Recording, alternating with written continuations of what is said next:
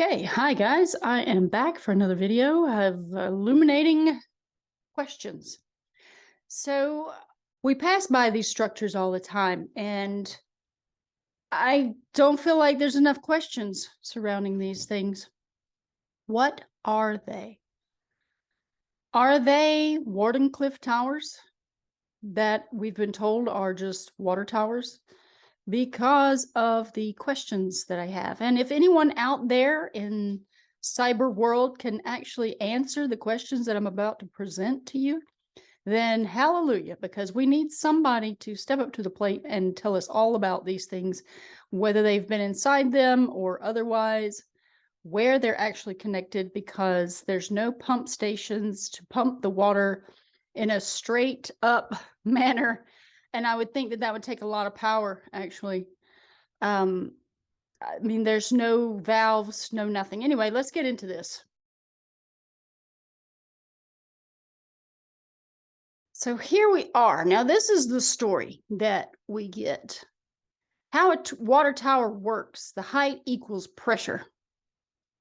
But where is the booster pump? Does it make any sense that the booster pump will be miles and miles and miles and miles away? Doesn't make any sense, right? And look at this little box right here. It says inside the water tower column. Well, guess what? They're pointing at this, the one pipe that goes up. That pipe is not big enough to have all this stuff in it. I don't know if you noticed, but the diameter of that pipe is roughly about 4 feet, 5 feet across, maybe. And look at how big this is. This fits a human, 2 pipes, some cables, some other structures holding up the entire thing. So, no, doesn't make any sense. Again, I just have a hard time with this whole philosophy. Even if there are 2 pipes on the inside,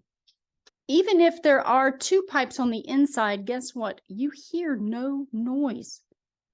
You would hear water flowing in this thing. It is silent. 2 different water towers in 2 different areas, and they're both silent. You would hear some sort of flowing water coming from the inside. It's not going to be completely silent. It's inside a metal resonating chamber. So I'm just being logical and practical about this, because this little story doesn't make any sense. But when you compare it to Wardencliffe Tower, then it starts to make a little bit of sense. So this is a design for Wardencliffe Tower. Now, granted, they have a house type structure at the base. The premise is this, that if you have a resonator at the top over the tree line, you actually reach the etheric or air principle and the fire principle up here. The higher you go to access the electricity. And then if you can have a pipe that goes down into the ground to tap into the water table, that is copper pipe, you are then accessing the principle of water and earth. The copper is a yin principle. So if you're using copper pipes on the inside, you can pull this energy up and create a Baghdad battery, essentially. A Baghdad battery works because the iron is in the clay material. In red clay, you will find iron. Iron is also a yang principle. So that iron that touches the copper, which is yin, then creates a battery with the water. You have to have water because the water is necessary. It's part of the etheric plane and the etheric principle. So water actually disappears, as we know. It evaporates and goes into the air, into the atmosphere. It is a transition of crystalline structures.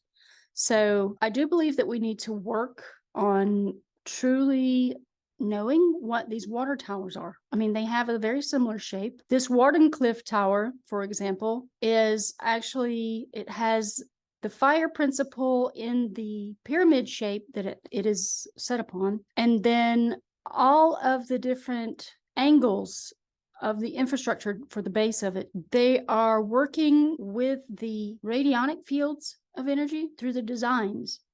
So you have fire, air, water, earth in the symbols that are here.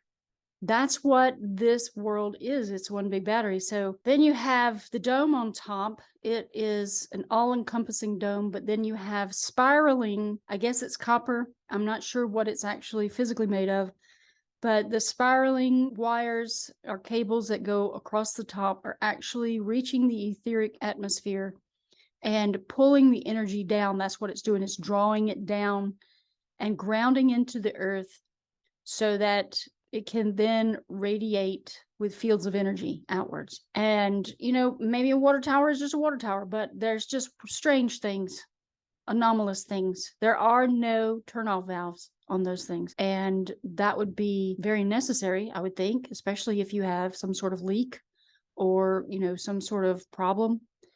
I say we question everything in this reality because we've been lied to on so many levels. Maybe they are etheric generators for the rural areas, like out in the countryside. I don't know. But now, we've surrounded these things. They're everywhere all around us, and we don't even pay any attention to them.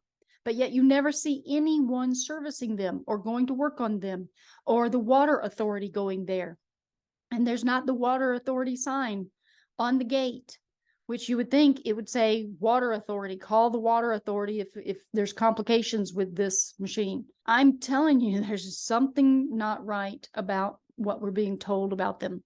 So that's where I stand on that. So what we have are different water towers that I've passed by many, many times. And as I look at these, I'm like, how can this be a water tower? Number one, they never leak.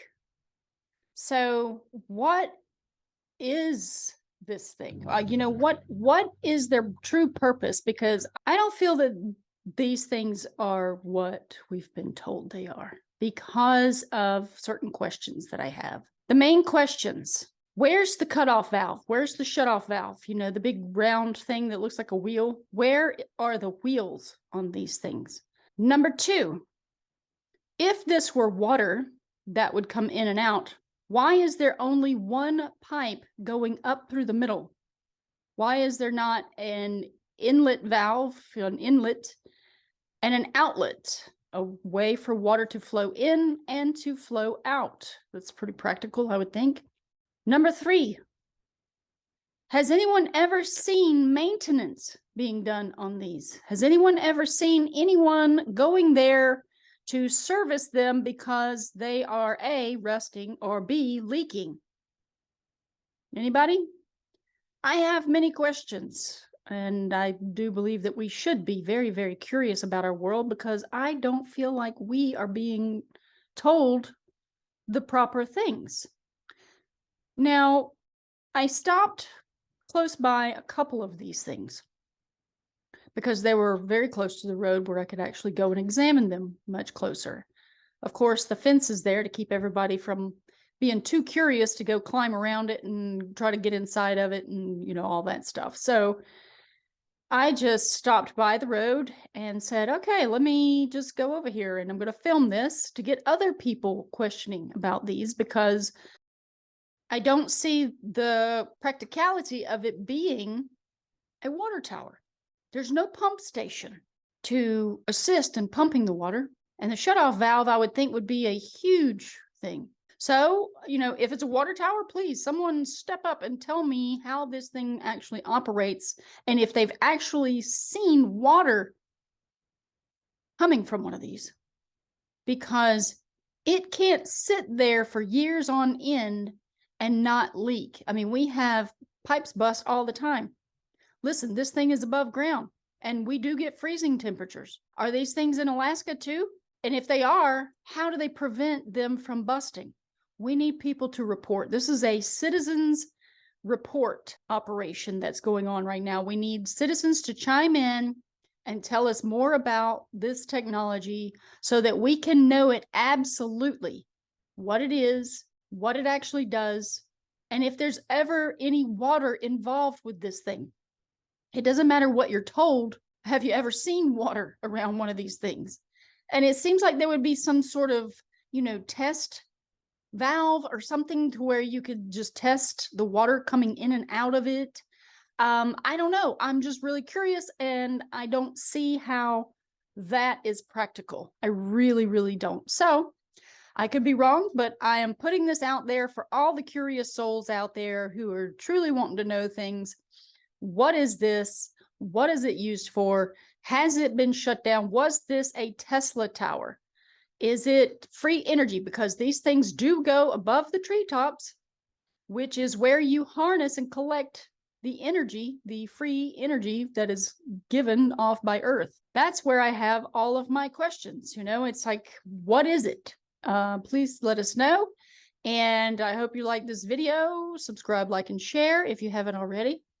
And I do have some more videos to do. I've just been way behind. I'm doing other things, trying to be physical and present, doing the metaphysical world instead of the metaverse world. So I will see you guys on the next one.